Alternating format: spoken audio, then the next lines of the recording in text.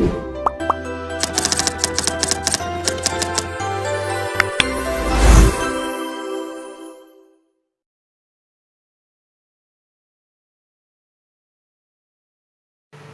Korowai merupakan suatu suku di pedalaman Papua Pegunungan dan Papua Selatan Indonesia yang dekat dengan perbatasan Papua Nugini dan berpopulasi sekitar 3.000 orang.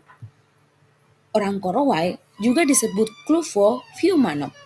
Kluvo artinya orang, sedangkan Fiumanop artinya jalan di atas tulang kaki. Kluvo Fiumanop diartikan sebagai orang yang biasa berjalan kaki. Mereka menamakan ini untuk membedakan dirinya dari orang suku Citak Mitak yang menggunakan perahu sebagai alat transportasi utama. Orang luar membedakan orang Korowai dalam dua kategori, yakni orang Korowai besi dan orang Korowai batu. Orang Korowai besi adalah orang Korowai yang sudah menerima peradaban modern dengan alat-alat besinya, seperti kapak besi, pisau besi, parang besi, dan lain sebagainya. Sedangkan Korowai batu adalah mereka yang masih hidup dalam zaman batu dan belum tersentuh oleh peradaban modern.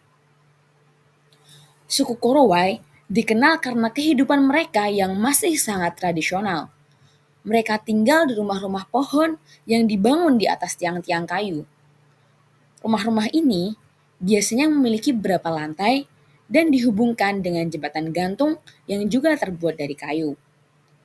Gaya hidup mereka sangatlah bergantung pada hutan, dengan memanfaatkan sumber daya alam seperti berburu, memancing, dan mengumpulkan makanan dari hutan demi bertahan hidup setiap harinya. Tradisi dan kepercayaan spiritual juga merupakan bagian penting dari budaya suku Korowai. Mereka memiliki sistem kepercayaan animisme yang melibatkan pemujaan terhadap roh-roh alam, leluhur, dan dewa-dewa mereka. Mereka juga memiliki praktik-praktik tradisional seperti tarian, nyanyian, dan seni ukir kayu yang khas. Karena lingkungan yang terisolasi dan minimnya interaksi dengan dunia luar, suku Korowai telah menjaga kehidupan mereka yang tradisional selama berabad-abad. Namun, pada beberapa tahun terakhir, mereka mulai mengalami pengaruh dari dunia modern melalui kontak dengan suku-suku tetangga dan penyebaran aktivitas manusia di daerah tersebut. Tempat tinggal. Suku ini memiliki tradisi yang unik, yakni hidup di rumah yang dibangun di atas pohon yang disebut rumah tinggi. Nama lain rumah yang dimiliki oleh suku Korowai ini adalah rumah Shaim, yang dibangun dengan ketinggian minimal 5 meter dari atas tanah hingga paling tinggi mencapai 50 meter.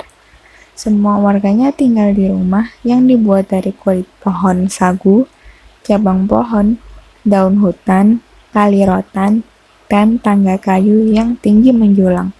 Tujuan rumah tinggi ini untuk menghindari banjir, binatang buas, dan lain-lain. Mereka juga percaya semakin tinggi bangunan rumah akan terhindar dari roh-roh jahat. Sejarah penemuan suku Korowai. Suku ini ditemukan pertama kali pada tahun 1978. Sejarah mencatat suku Korowai hidup terasing dan tidak mengenal dunia luar. Untuk pertama kalinya, suku Korowai berkontak dengan dunia luar, yakni pada 4 Oktober 1978. Adalah Johannes Veldhuizen, penginjil di tanah Papua, yang menemukan suku ini dan berkontak dengan mereka. Pada tahun 1990, ketika para misionaris meninggalkan suku tersebut, masyarakat Korowai mulai menerima bantuan dari pemerintah dan terlibat dari proyek-proyek kehutanan yang diprakarsai oleh perusahaan asing. Setelah itu, banyak fotografer juga jurnalis yang mencoba melakukan ekspedisi untuk mengenal suku ini. Michael Rockefeller, putra gubernur New York Nelson Rockefeller, pada tahun 1961 saat mengumpulkan artefak dari suku Papua lainnya, dikabarkan menghilang di lokasi yang berjarak sekitar 100 mil dari tempat di mana suku Korowai tinggal. Rumor. Suku Korawai dirumorkan merupakan sebuah suku yang melakukan tradisi kanibalisme, yakni memakan sesama manusia. Memakan daging manusia bukanlah suatu hal yang mereka lakukan sehari-hari. Hal ini mereka lakukan pada korban yang terkena kakua, atau apa yang mereka pikir dan sebut sebagai sihir. Kenyataannya, suku Korowai sebelumnya belum memiliki akses pada ilmu pengobatan modern. Menurut mereka, jika seseorang jatuh dari rumah pohon atau terbunuh dalam pertempuran, maka alasan kematian mereka cukup jelas. Tetapi mereka tidak memahami mikroba dan kuman. Jadi, ketika seseorang mati secara misterius, mereka percaya itu adalah karena seorang kakua, penyihir lelaki yang datang dari akhirat. Oleh karena itu, harapan hidup suku ini berada di bawah 50 tahun. Saat ini, sifat kanibal orang-orang Korowai makin jarang terjadi dan ditinggalkan, terutama setelah sebagian warga suku mendapatkan penginjilan dan memberi diri untuk dibaptis. Budaya. Suku Korowai memiliki beberapa kebudayaan yang sudah diketahui oleh orang luar, yakni yang pertama, rumah pohon yang mereka tinggali merupakan salah satu tradisi mereka yang unik. Yang kedua, suku Korowai memiliki pembagian tugas sama seperti suku Kombai. Kaum pria bertugas menebang pohon dan pergi ke hutan untuk berburu, mulai dari kuskus, babi hutan, hingga burung kasuari. Sementara itu, kaum wanita dari suku ini bertugas mengasuh anak dan mencari sagu. Yang ketiga, ciri khas dari kaum wanita suku ini adalah mereka biasa memakai rok pendek yang bahannya didapatkan dari kayu serta serat sagu. Sedang laki-laki Korowai berbeda dengan suku lain. Suku Korowai adalah salah satu suku di daratan Papua yang tidak menggunakan koteka.